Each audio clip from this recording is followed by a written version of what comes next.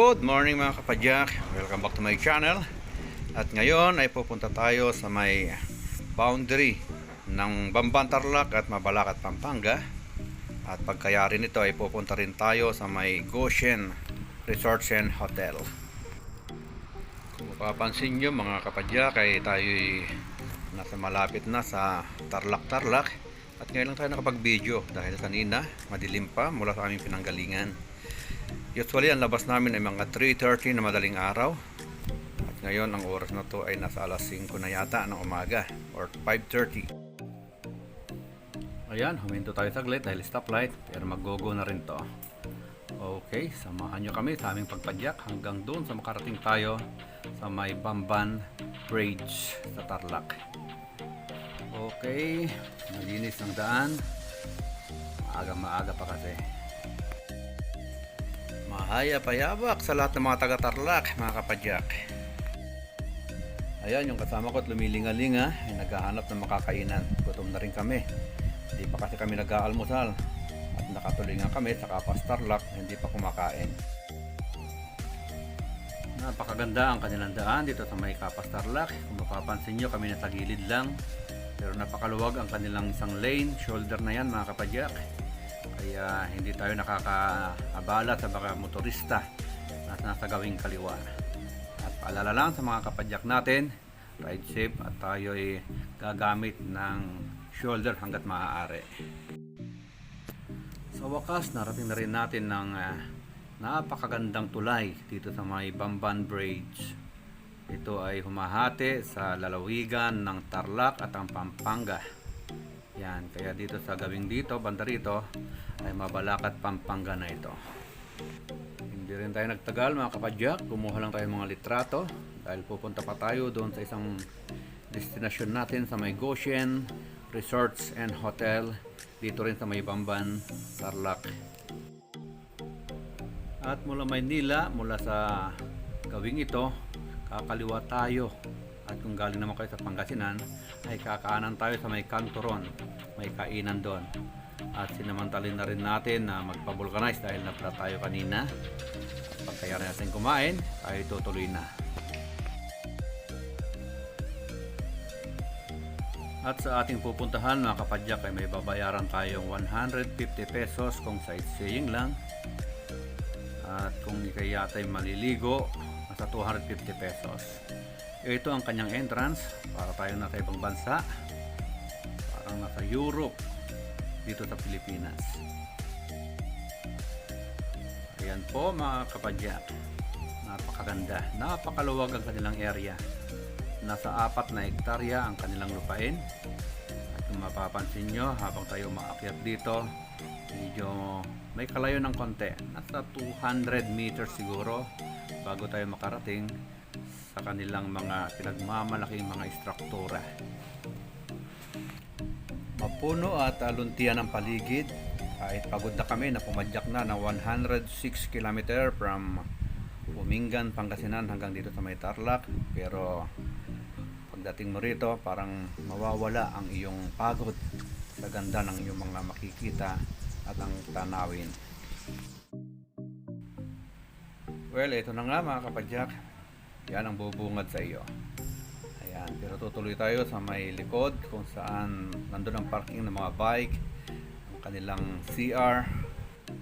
Pero ako ay hindi ako nag-park yan. Ako nakiusap sa isang guard para magpaalam sa kanya na kung pwede dalhin ko yung bike sa may loob.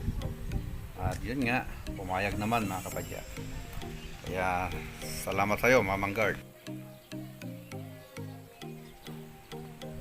Sa pagkakataong ito ay may kasama kami mga nagpo-photoshoot sa isang kasal. Kaya hindi lang kami ang dito. Pero pagka ako'y nakalayo na sa kanila ay nagtatanggal ako ng mask. Pero hanggat maaari ay lagay natin mga kapadyak. Ayan o, dala-dala natin yung ating bike. Ayan ang ating background. Ayan. Okay, samahan nyo lang kami sa pag-ikot-ikot dito sa lugar na to.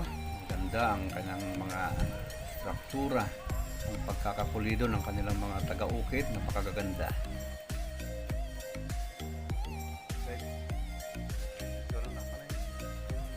Well, ang gamit nga pala nating bike ay si Pilisoli, ang road bike, carbon bike. Kaya hindi tayo masyado napagod. Magaan ang bike na yan. At kung makikita nyo, mga upuan, napakaganda. At ang mga pillars o kaya mga haligi. Sino ba namang magsasabing nasa Pilipinas ka pagka ganito kaganda ang inyong makikita? Para kang nasa Europa, sa may Roma. Ayan. At kung makikita nyo itong building na to, ay ginaya nila yung nasa arena ng Roma na hanggang ngayon ay nakatayo pa. At kung napanood mo na yung pelikulang The Gladiator ni Russell Crowe, yun, na-restore nila yung lumang Coliseum ng Roma. Talagang doon pinakita na napakaganda ang pagkakagawa niya. Gumawa rin sila ng isang upuan na hango sa isang palabas na Game of Thrones. Ayan, nakaupo ng hari, si Jon Snow.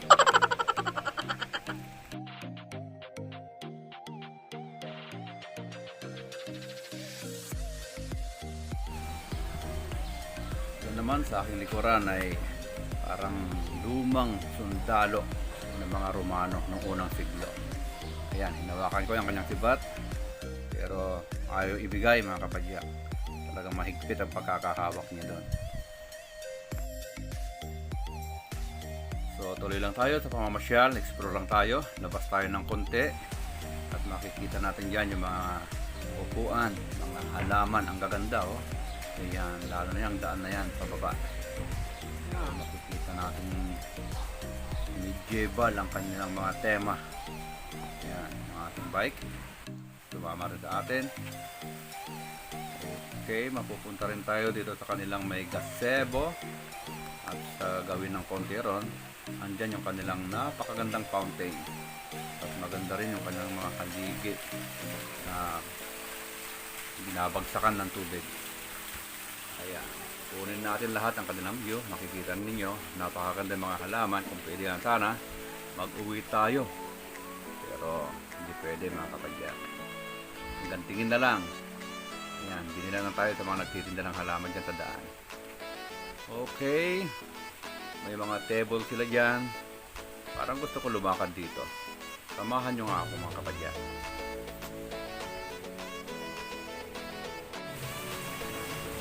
Daan na tayo sa daanan ito. Sulitin natin. Sayang din yung 150 pesos na ating binayad. Hindi natin gagalugarin ang kasulok-sulukan ng lugar na ito.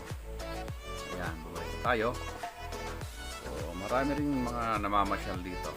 Hindi ko lang kinukuhanan ng video para wala naman silang masabi. Tuloy lang tayo sa pag-explore, pero yung kasama ko ayaw nang lumakad. Pahinga na doon. Dito sa daan na to, parang hindi ako makaget over, kaya inulit kong bumaba.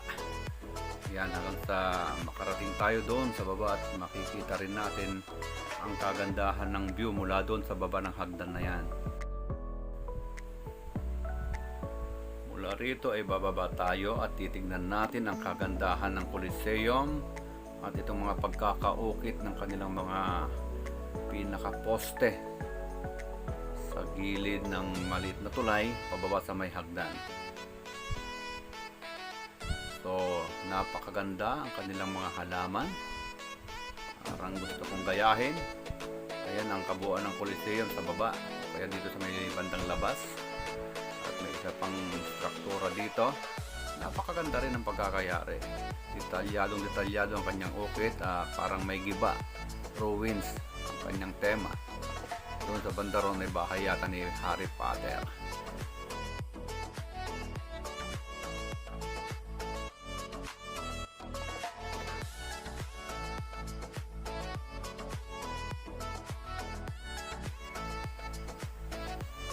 So balik tayo, aakyat tayo dyan at pupunta naman tayo doon sa may gawing kanan.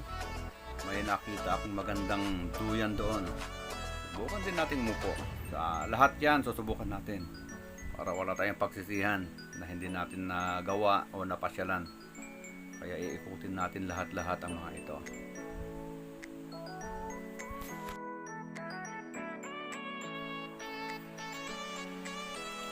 Sa gawing ito, ang kanyang mga upuan at ang swing ay parang moderno na rin.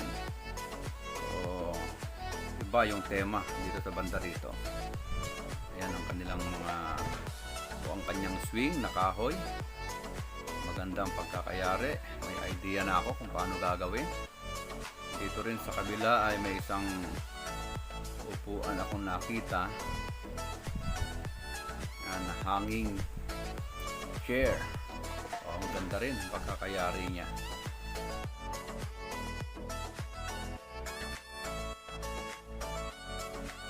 Okay, tapos na tayong umupo. Lilipat naman tayo sa kabila. Dito sa may dalawang tigre. Ayan. Akala mo isasakmalin ako. Ang ganda pagkakayari. Di ko lang napansin kung bato nga ito o kahoy siya o kaya resin or fiberglass. Ayan nyo, sa susunod na pagbalik natin, sasabihin ko kung anong pagkakayari niyan.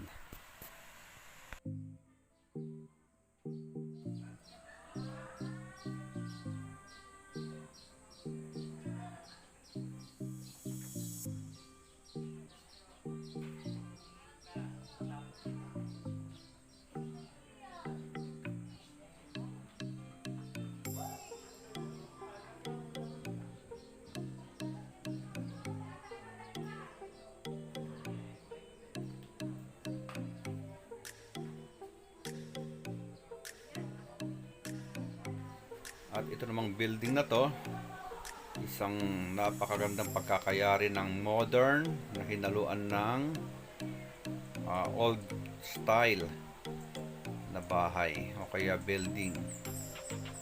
Ayan, tayo bababa dito, papunta yan sa may bisikleta natin. At sa kabila may ginagawa pa. At doon din yung isang may dome sa taas na yon ay parang may upuan din ng Game of Thrones. Yan, paikutin lang muna natin ang ating video camera para makita natin yan hanggang doon sa may taas. Ang ganda mga kapadyak.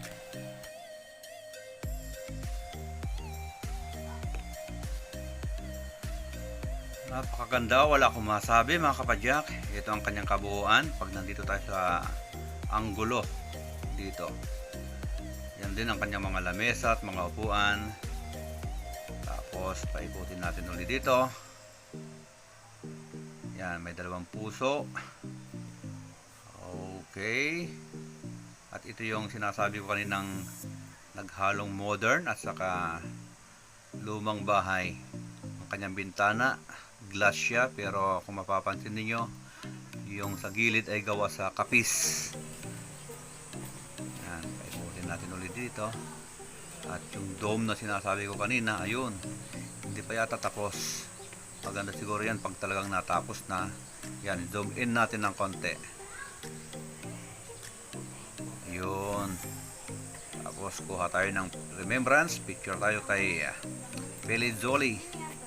At maya maya lang ay uuwi na rin tayo.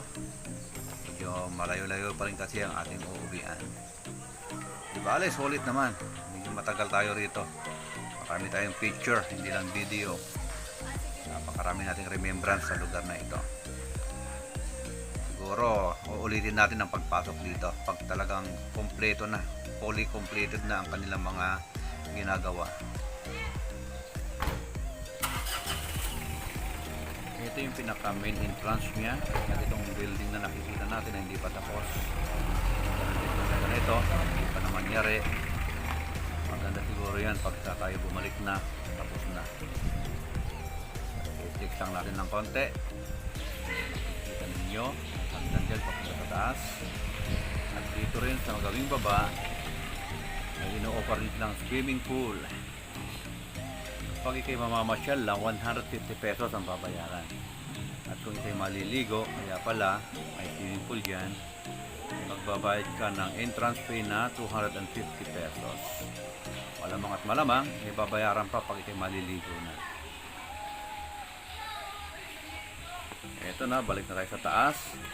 At kukuha lang ng isang remembrance na picture bago tayo tuluyang umuwi.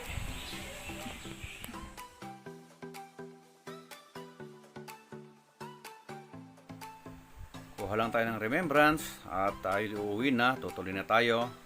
Ang stopover natin ay Paniqui Tarlac, alas 12 ng tanghali. Pangalawang stopover natin ay SM Rosales, Pangasinan. At hanggang dito na lang mga kapadyak. Sana huwag kalimutang mag-subscribe, mag-share, mag-comment at mag-like. At maraming salamat sa inyong panonood. At hanggang dito ay sinamahan nyo ako. Again, thank you and ride safe sa ating lahat mga kapadyak.